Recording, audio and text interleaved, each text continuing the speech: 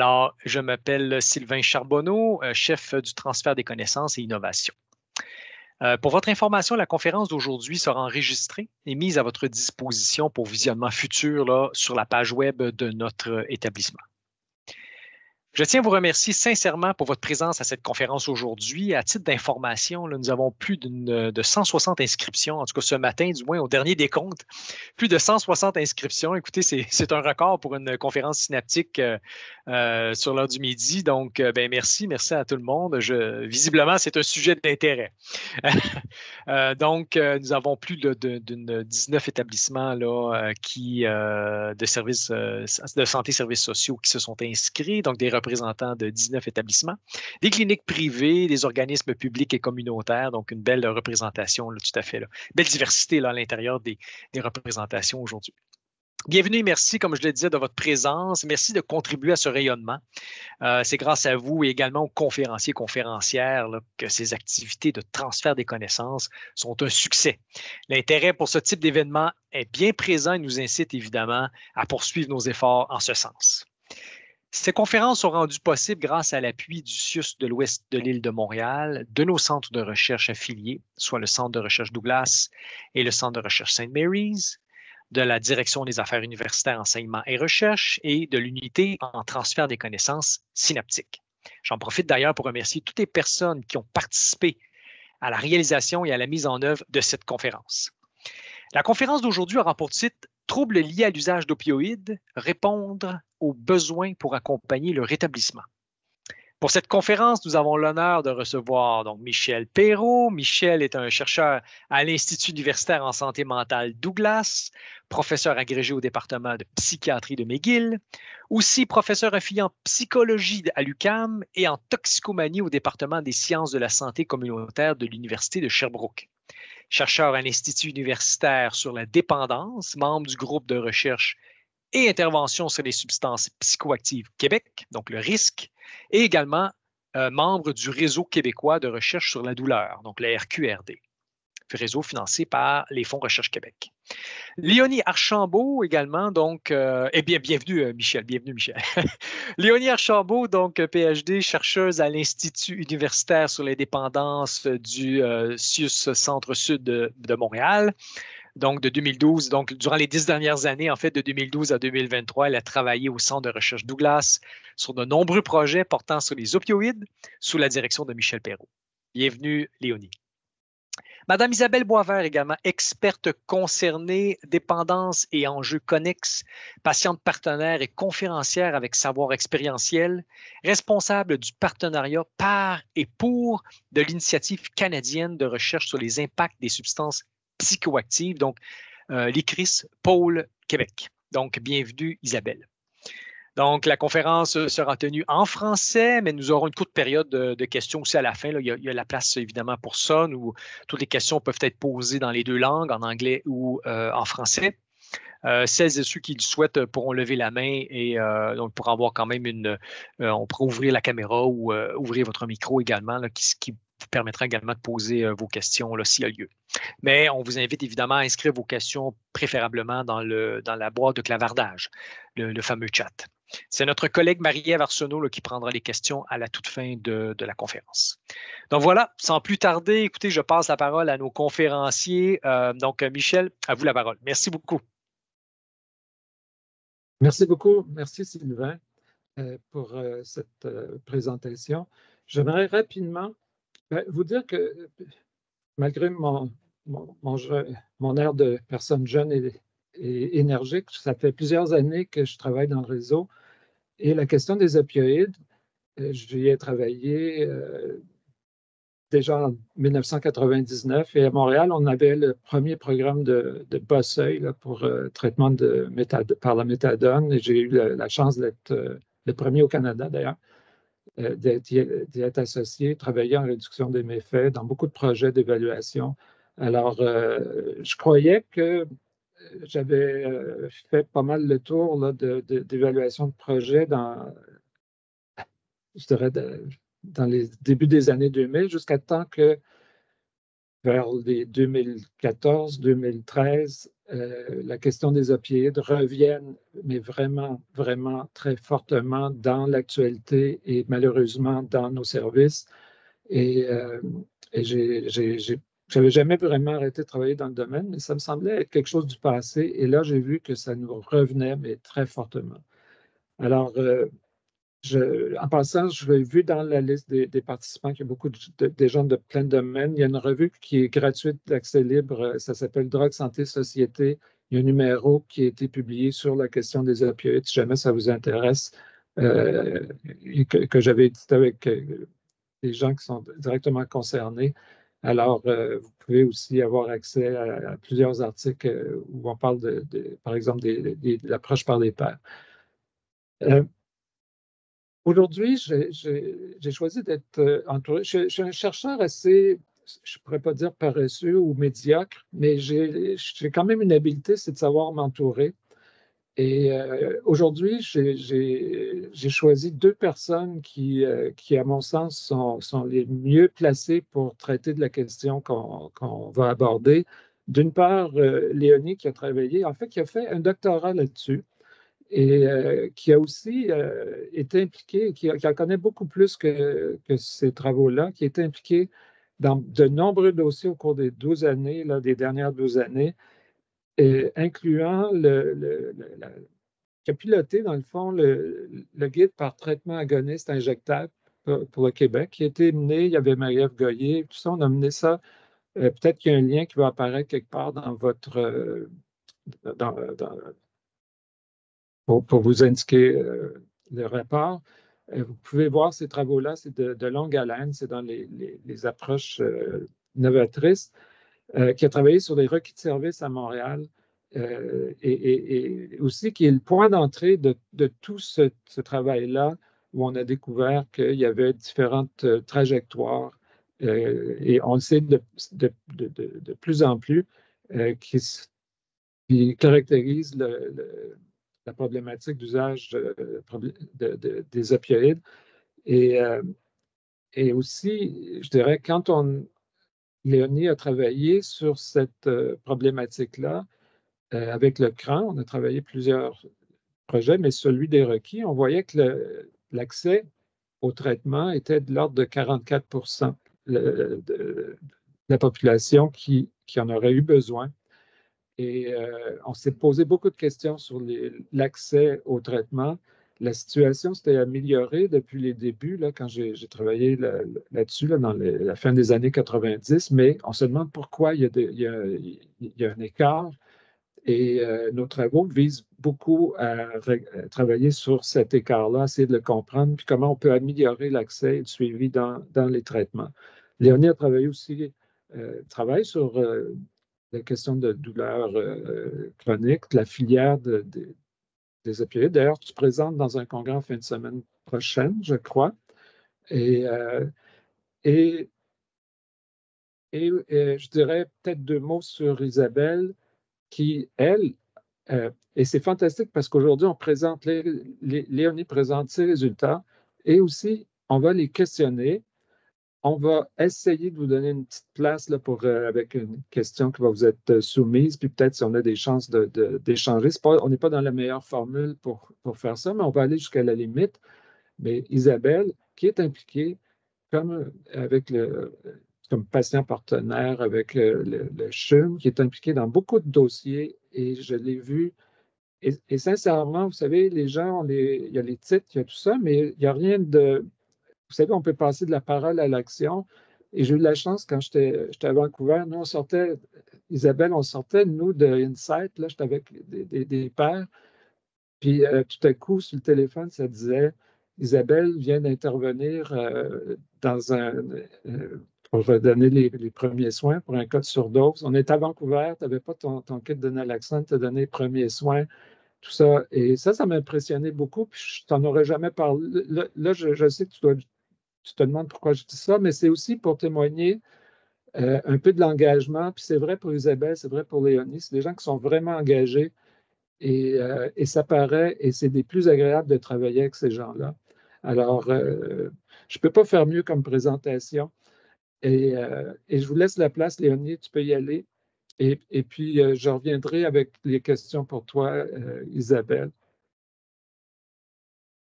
Merci Michel pour ces belles présentations puis pour la mise en contexte aussi. Puis je vais poursuivre avec quelques brefs petits éléments supplémentaires de mise en contexte avant de rentrer dans le cœur du sujet qui nous intéresse aujourd'hui. Alors, premier élément de contexte, là, vous voyez sur la diapo, juste vous dire que dans le cadre de la présentation d'aujourd'hui, quand on va parler d'opioïdes, on parle autant d'héroïne que de médicaments opioïdes prescrits, que de médicaments opioïdes qui ont été prescrits mais qui ont été détournés vers le marché illégal, que de médicaments opioïdes contrefaits vendus sur le marché illégal. Donc, on parle de tous ces types de substances. Et quand on parle du trouble de l'usage des opioïdes, que parfois je vais appeler TUO là, pour gagner quelques précieuses secondes, on s'appuie sur les critères du DSM-5, donc on parle d'une condition qui est chronique, qui implique un usage problématique des opioïdes qui va venir engendrer une altération du fonctionnement ou une souffrance significative pour les personnes. Par exemple, dans les différentes manifestations du trouble de l'usage des opioïdes, on peut avoir les opioïdes qui sont pris en quantité plus importante ou pendant une période plus longue que prévue, des efforts infructueux pour diminuer ou pour contrôler l'usage des opioïdes ou un usage continu d'opioïdes malgré des problèmes interpersonnels ou sociaux qui sont causés ou qui sont exacerbés par les effets des opioïdes. Donc, ce sont des exemples de critères là, qui peuvent être utilisés pour faire le diagnostic du trouble de l'usage des opioïdes.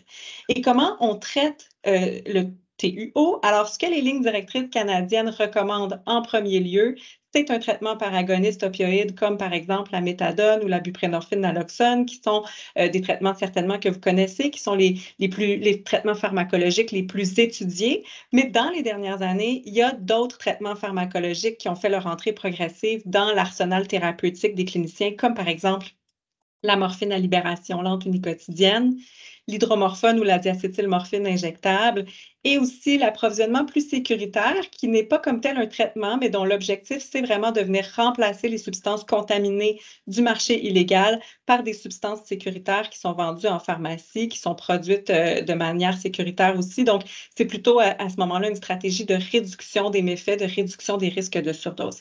Et outre ces éléments de pharmacothérapie, les lignes directrices canadiennes recommandent aussi de rendre disponibles des services psychosociaux pour les personnes qui le souhaitent en parallèle. Donc, maintenant que cette mise en contexte est faite, la question de recherche qu'on s'est posée, c'est comment peut-on soutenir l'amélioration de la réponse aux besoins des personnes qui ont un trouble de l'usage des opioïdes?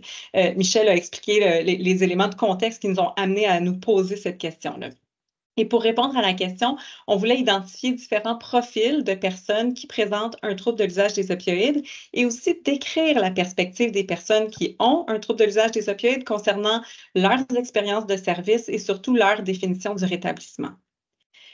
En ce qui concerne la méthode qu'on a utilisée pour faire ces travaux-là, je vais passer brièvement dessus parce qu'on a déjà présenté cette méthode dans d'autres webinaires qui sont disponibles en ligne et aussi dans des articles scientifiques qui ont été publiés. Puis, je veux profiter du temps précieux qu'on a avec vous aujourd'hui pour parler un petit peu plus des résultats et aussi de l'interprétation qu'on fait de ces résultats-là. Donc, on a utilisé, je vous le dis quand même, là, un devis mixte, d'abord avec un volet quantitatif qui consistait en une étude de dossier pour aller identifier des profils statistiques à partir de 296 dossiers de patients admis au CRAN ou à relais entre 2017-2019. Donc, le CRAN et relais qui sont des programmes de traitement par agoniste opioïde pour les patients qui sont soignés à Montréal. Et après, au volet qualitatif, on a fait 48 entrevues avec des personnes qui ont un vécu de troubles liés à l'usage des opioïdes. Donc, qu'est-ce que notre volet quantitatif nous a permis de découvrir avec l'analyse de classe latente qu'on a réalisée sur notre base de données? Ça a permis de faire regrouper ensemble les personnes qui se ressemblent. C'est ça l'objectif d'une analyse de classe latente et ça nous a donné 3 profils statistiques. Alors, le profil 1 présente une probabilité, vous le voyez, il est en vert, une probabilité plus élevée que les autres d'utiliser des opioïdes depuis plus que 10 ans, d'utiliser plusieurs substances, d'utiliser par injection, d'avoir déjà fait au moins une surdose, d'avoir un trouble de la personnalité, d'avoir déjà fait une psychose, d'avoir une ITSS, d'avoir un historique de judiciarisation, de faire le travail du sexe et d'être en situation d'itinérance. Alors, on a appelé ce profil-là, vous le voyez à l'écran, précarité, parce que c'est un profil qui a une probabilité plus élevée que les autres de présenter de nombreuses caractéristiques de précarité biopsychosociale. Profil 2, en gris, présente une probabilité plus élevée que les autres de consommer de l'héroïne spécifiquement, de consommer aussi de l'alcool et d'être en emploi et d'avoir moins de caractéristiques de précarité biopsychosociale. Alors, c'est pour ça qu'on a appelé ce profil-là le profil stabilité. Et le profil 3, lui, il présente une probabilité plus élevée que les autres de consommer des opioïdes de type médicament, de consommer aussi du cannabis, d'avoir un historique d'anxiété et de dépression, d'avoir de la douleur chronique et d'être plus âgé. Et pour cette raison-là, parce que la caractéristique douleur chronique avait une très forte probabilité dans ce profil-là, on a appelé le profil tout simplement douleur chronique. Alors, 3 profils pour lesquels on sera intéressé de savoir tantôt si c'est quelque chose que vous observez aussi dans votre pratique. Quand on est passé au volet qualitatif, pour aller un petit peu plus comprendre ces profils-là, ça nous a permis notamment de documenter des processus de développement du trouble de l'usage des opioïdes et aussi comment certains profils sont particulièrement représentés dans certains processus de développement du trouble d'usage. Alors, je vous explique. Donc, le processus 1 que vous voyez à l'écran, c'est des personnes qui ont développé un trouble de l'usage des opioïdes dans un contexte de polyconsommation, c'est-à-dire que c'est des personnes qui consommaient plusieurs substances et qui, à un certain moment donné, ont intégré les opioïdes à leurs habitudes de consommation pour une ou l'autre, ou même pour les 2 raisons que vous voyez ici à l'écran, c'est-à-dire autogestion de la douleur physique ou mentale ou motif récréatif, entre guillemets. Ça peut être pour des raisons sociales, des raisons de curiosité, des raisons associées aux arts puis à la créativité. Et donc, vous remarquez avec les pastilles de couleurs vertes, grises et bleues qui représentent nos 3 profils, qu'effectivement, les 3 profils sont représentés dans cette trajectoire ou dans ce processus de développement du trouble de l'usage des opioïdes. Deuxième processus de développement, c'est ceux qui consommaient plusieurs substances, mais pas d'opioïdes, et pour qui le déclencheur de la consommation problématique d'opioïdes, ça a été une prescription pour la douleur. Et c'est le profil 1, précarité, et le profil 3, douleur, qui sont représentés dans ce processus d'initiation-là.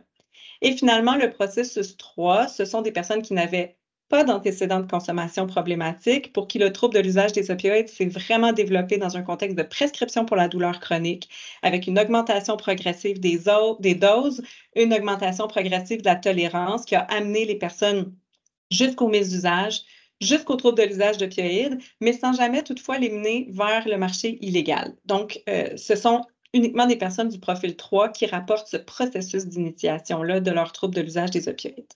Et je pense que s'il y a un élément à retenir ici par rapport à ces informations-là, c'est que dans tous les cas, quand je demandais aux gens de me dire quels besoins les opioïdes comblaient pour eux quand ils ont commencé à en utiliser, ils identifient presque toujours le fait qu'ils avaient des besoins fondamentaux non comblés. Par exemple, ils avaient une grande souffrance physique ou une grande détresse psychologique ou des troubles de santé mentale non traités, ou ils manquaient d'énergie pour assumer leurs rôles parentaux, leurs rôles professionnels. Donc, pour tous, il y avait des situations de manque et les opioïdes, à ce moment-là, avaient une fonction de réponse à ce manque ou à ce besoin non comblé. Bien que ça a pu être une stratégie qui a été efficace au début pour la majorité des gens, malheureusement, pour toutes les personnes rencontrées, les opioïdes ont fini par avoir des conséquences négatives importantes, puis aussi à alourdir finalement encore plus le fardeau des besoins fondamentaux qui étaient non comblés dès le départ.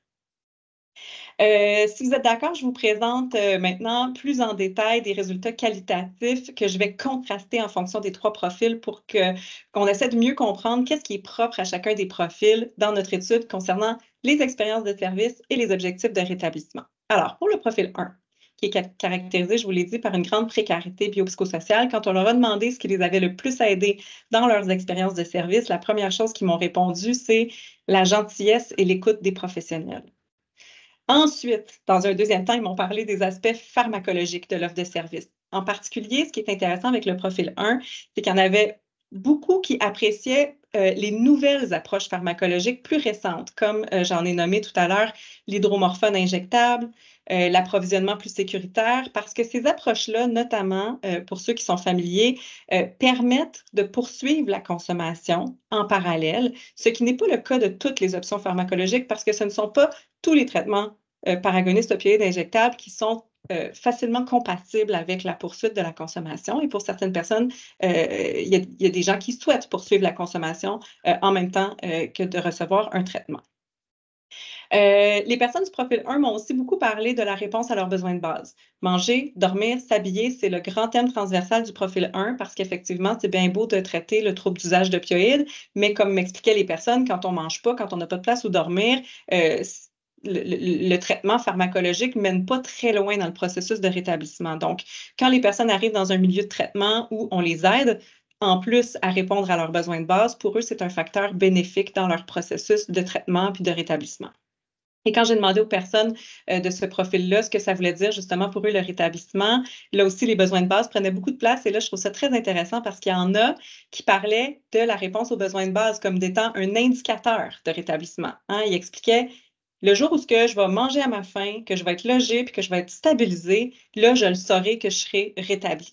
Alors qu'il y en a d'autres qui parlaient de la réponse aux besoins de base plutôt comme une condition pour le rétablissement en disant je pourrais me rétablir, je serais en meilleure posture pour me rétablir si je mangeais à ma faim, si j'étais logée, si j'étais dans une situation plus stable. Donc, c'est des éléments intéressants qu'on peut garder en tête au niveau clinique là, pour accompagner les personnes du profil 1.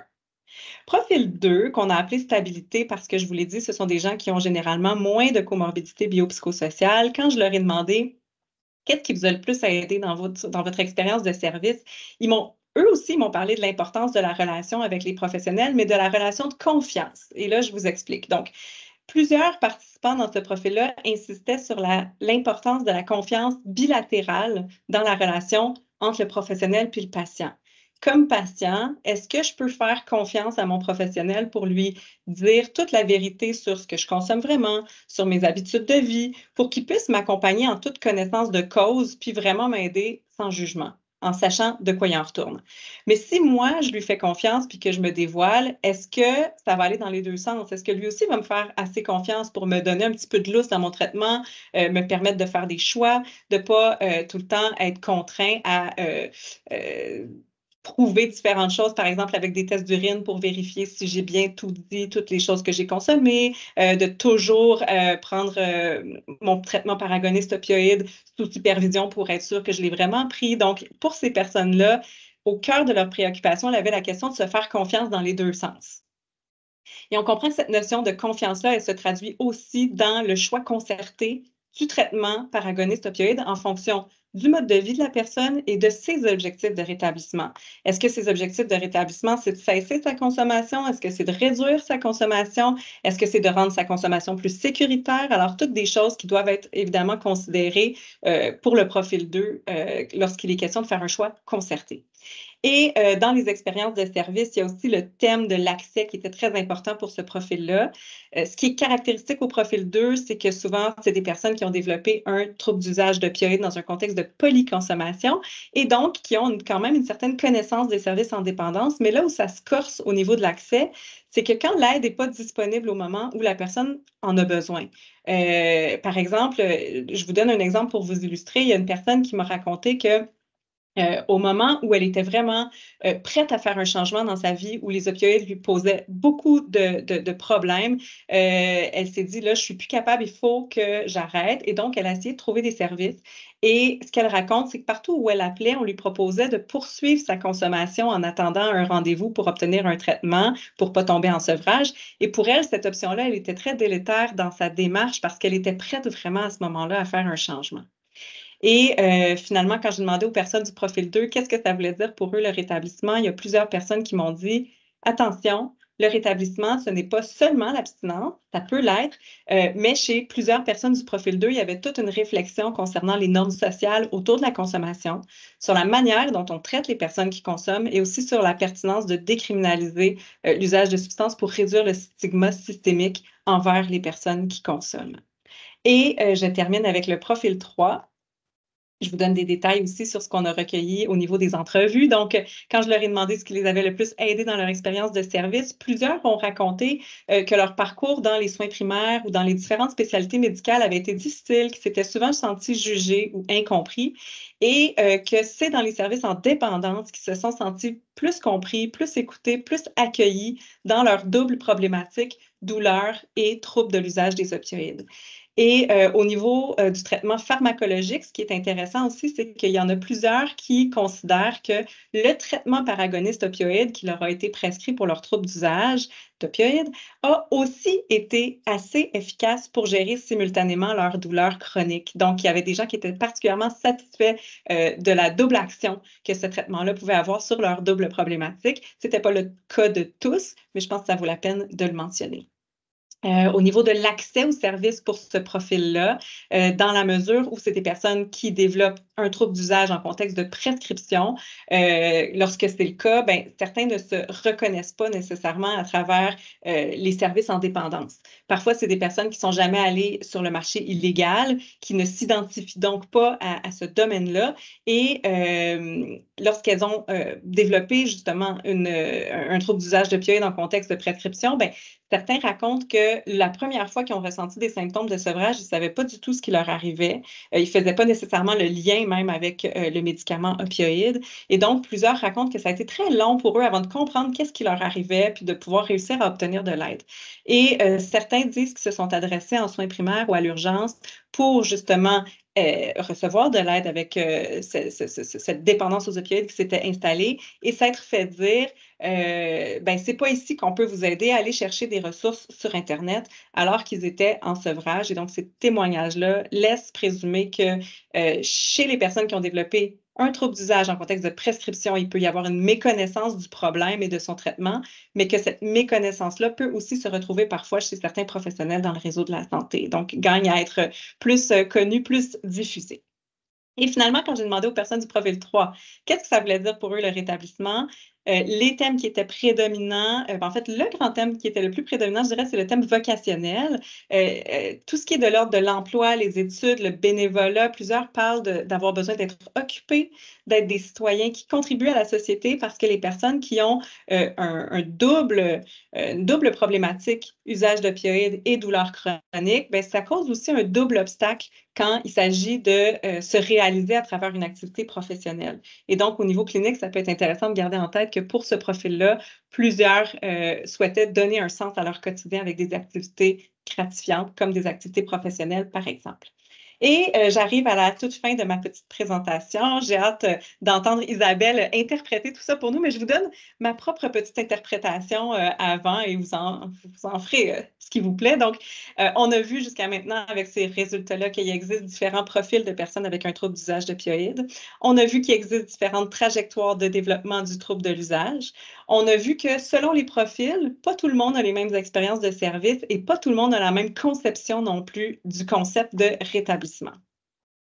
Et je vais vous partager comment tout ça fait du sens pour moi en lien avec la question de la réponse aux besoins fondamentaux. Parce que finalement, cette question positionne l'usage des opioïdes comme un moyen ou comme une stratégie d'adaptation que les personnes ont utilisée pour répondre à des besoins fondamentaux non comblés. Par exemple, quand les gens ont utilisé des opioïdes pour répondre à une douleur physique, à une souffrance mentale, qu'ils ont utilisé des opioïdes pour réussir à assumer leurs responsabilités professionnelles ou familiales, c'est parce que cette stratégie d'adaptation était à leur disposition à ce moment-là. Peut-être que c'était la seule stratégie qui était à la disposition des personnes à ce moment-là et c'est celle qu'ils ont saisie. Sauf que dans certains cas, ça a été bénéfique pendant un certain temps, mais systématiquement, les gens rapportent que cette stratégie d'adaptation-là, malheureusement, elle a fini par générer plutôt une exacerbation des besoins fondamentaux non répondus parce que là, il y a eu toutes sortes de conséquences de l'usage des opioïdes qui sont apparues comme des pertes de logement, des pertes de revenus, des problèmes familiaux, des problèmes judiciaires. Et tout ça a fini par les éloigner encore plus de la réponse à leurs besoins fondamentaux qu'ils avaient depuis le début, qui étaient notamment des besoins de subsistance, de sécurité, d'appartenance, d'estime de soi. Ce qui fait que quand les personnes décident de venir chercher de l'aide pour un trouble de l'usage des opioïdes, elles transportent avec elles ce que moi je vois comme un double bagage de besoins fondamentaux à satisfaire, c'est-à-dire tous les besoins fondamentaux qui étaient là dès le départ non répondus, qui étaient associés finalement à la souffrance initiale qui a amené l'usage d'opioïdes, et tous les besoins fondamentaux non comblés qui sont apparus suite au développement du trouble de l'usage des opioïdes avec toutes les conséquences que ça a pu amener dans leur vie. Et la manière dont on va accueillir cette demande d'aide-là va avoir un impact déterminant sur la suite des choses. Par exemple, on a vu dans les résultats qu'une relation thérapeutique qui est basée sur le respect, la confiance, l'empathie, bien pour les gens ils considèrent que ça contribue à combler des besoins comme ceux de la sécurité ou de l'appartenance, alors que s'ils sont accueillis dans les services avec une attitude plutôt froide, plutôt stigmatisante, en fait, ça vient plutôt amplifier l'écart entre la situation vécue puis la réponse aux besoins fondamentaux parce que la personne risque de ressortir avec encore moins d'estime de soi, par exemple, de cette interaction-là. Autre exemple, quand on soutient la prise de décision éclairée d'une personne par rapport au choix de son traitement ou de ses services, ça contribue aussi à répondre à des besoins fondamentaux comme par exemple l'autonomie ou l'autodétermination.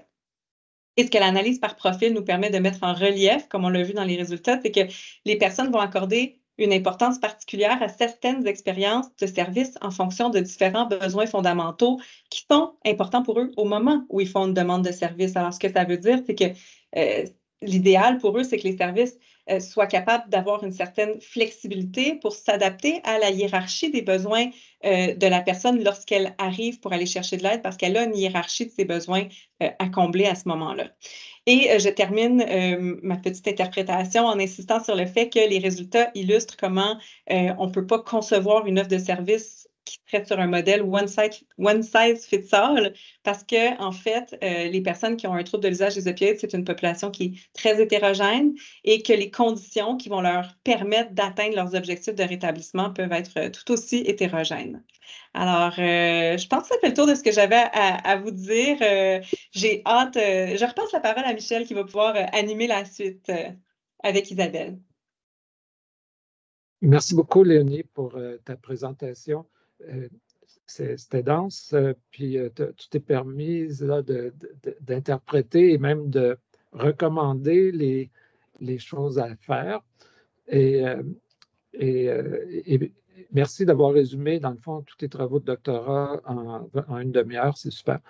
Là, Isabelle, maintenant, ça serait à toi. Puis avant, tu sais, on a prévu des questions pour toi, savoir expérientiel, tout ça, de revenir là-dessus.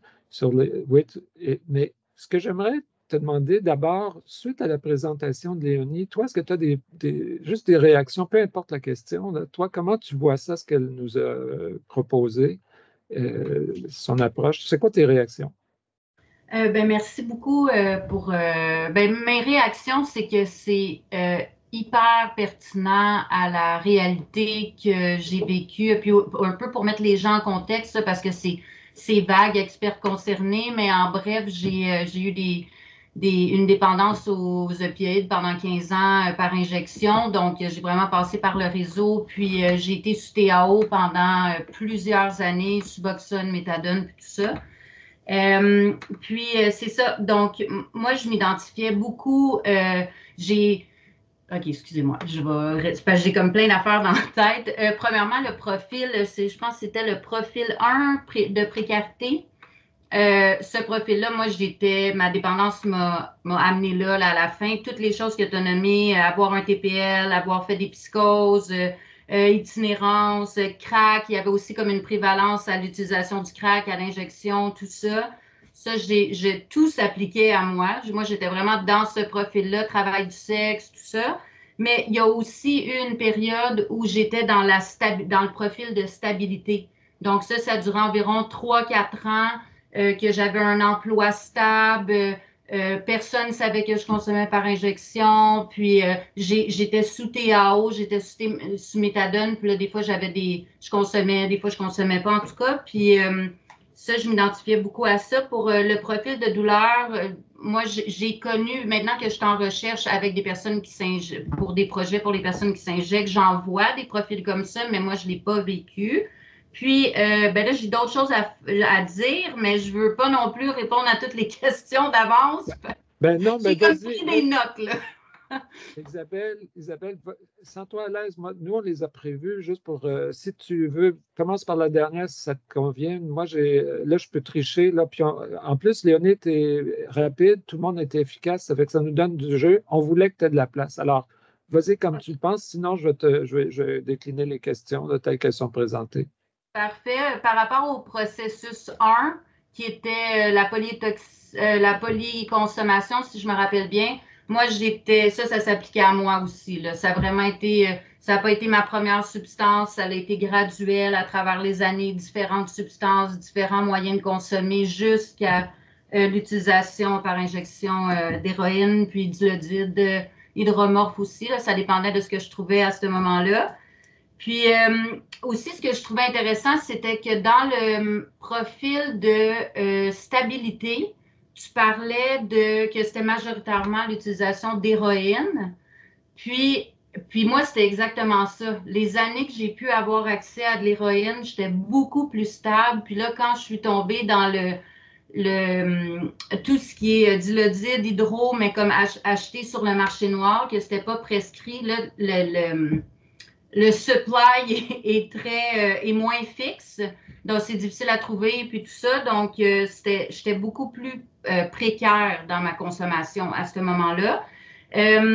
Aussi, par rapport, tu as parlé des besoins fondamentaux. Donc, j'ai trouvé ça vraiment intéressant ce que tu as dit, puis je suis d'accord avec un pas de recul aujourd'hui, puis 4 ans et demi d'abstinence totale, parce que pour moi, ça a été la solution, mais ce n'est pas la solution pour tous, là. Mais maintenant, avec comme un pas de recul, je sais que je comblais des besoins qui étaient des besoins fondamentaux non comblés. Mais à ce moment-là, c'était pas conscient. Que quand j'ai commencé à consommer des opioïdes, c'était pas comme je vais aller comme combler tel besoin. C'était plus que j'étais tellement en détresse constante. Puis dans une espèce de chaos, là, comme le TPL dans la vingtaine, c'est quelque chose, là, surtout en tant que femme. C'est comme, en tout cas, moi, j'étais très intense. Puis c'est ça. Puis moi, c'était souvent c'était souvent toutes les substances, ça a été avec des partenaires amoureux, puis comme en dépendance affective. Donc, consommer pour être aimé, pour être accepté. Donc, oui, c'est un besoin que si j'avais eu l'estime de moi, puis l'amour de soi, j'aurais probablement pas choisi ces chemins-là, sauf que c'est ça, c'était pas conscient dans mon cas. J'ai beaucoup aimé aussi quand tu parlais les doubles besoins non comblés. Donc, comment on avait des besoins non comblés initialement, puis là, par la suite, il y a des problèmes qui se sont ajoutés, donc il y a encore plus de besoins qui n'étaient pas comblés. Puis, c'est tellement vrai. Puis moi, ça me gardait souvent dans une loupe j'avais tellement de problèmes accumulés, tu sais, plus de logement, plein de problèmes avec la justice, plein de problèmes de santé. Moi, j'ai eu l'hépatite due à l'injection 2 fois, l'hépatite C. Tous ces problèmes-là qui s'accumulaient, à un moment donné, c'est comme, tu es juste tout le temps pris dans une espèce de tourbillon, là. Donc, ça, c'est ça. Puis finalement, 2 choses. La notion de rétablissement, comme je l'ai mentionné rapidement, non, c'est pas la même chose pour chaque personne. Puis c'est vraiment correct comme ça, là. Je pense que c'est un choix personnel. Pour moi, ça a été l'abstinence totale de toute substance, mais pour d'autres personnes, moi, je respecte entièrement que s'il y a d'autres personnes qui peuvent continuer à consommer puis que ne sont pas en danger de... Moi, j'étais en danger de mort, là. Ma dernière année, j'ai fait 5 surdoses. Je serais morte si j'avais continué, mais je veux dire, je respecte le fait que chaque personne a son propre cheminement. Puis j'aimais beaucoup je pense que c'était le profil 2 qui parlait que ce qui est important, c'est d'être heureux puis de se sentir bien. Là. Je pense que c'était le profil stable qui décrivait ça comme ça. Ça, je suis de cet avis-là. Que l'important, c'est comment chacun se sent. Puis, ce qui m'amène au dernier point, puis après j'ai fini, par rapport au choix de traitement, ben justement, vu que moi, mes besoins sont différents d'une autre personne, puis que chacun a ses propres besoins, ben c'est important que le traitement soit adapté aux besoins du patient. Puis même à travers mon propre cheminement, mes besoins ont changé à travers le temps. Puis j'ai eu la chance d'avoir des médecins, ben la même médecin dans le fond tout le long, qui est encore ma médecin aujourd'hui, même si je suis plus sur TAO, là, mais elle me suit encore, je suis contente. Qu'elle était à l'écoute de mes besoins, de si je voulais être sur la Suboxone, sur la méthadone. Moi, j'étais honnête avec elle aussi par rapport à si je consommais d'autres substances, si j'avais consommé, parce que justement, je sentais qu'il y avait une confiance mutuelle. Donc, c'est ça. Merci. Ben, Merci beaucoup pour ce témoignage qui est, en fait, on dirait que c'est organisé entre vous deux. Là, tu illustres très bien ce que Léonie a fait. On dirait que c'est truqué pour montrer que la recherche fonctionne. J'ai pris des notes. Non, c'est bravo. Ce que je me demande, c'est, tu sais, pour rouler sur ce que tu nous as expliqué, dans le fond, tu nous as dit les types qui ont été, les profils qui ont été identifiés, ils peuvent bouger. Ils peuvent bouger. Tu sais, tu as dit, tu as changé de type, tu étais précaire, puis ensuite tu étais stable, puis ça l'a changé en cours de route, ou l'inverse. Mais est-ce que tu as l'impression que les services doivent être. OK, mettons qu'on se comprend là-dessus, mais le but ultime de cet exercice-là aussi, c'est de concevoir des services qui sont bien adaptés pour chacun des types.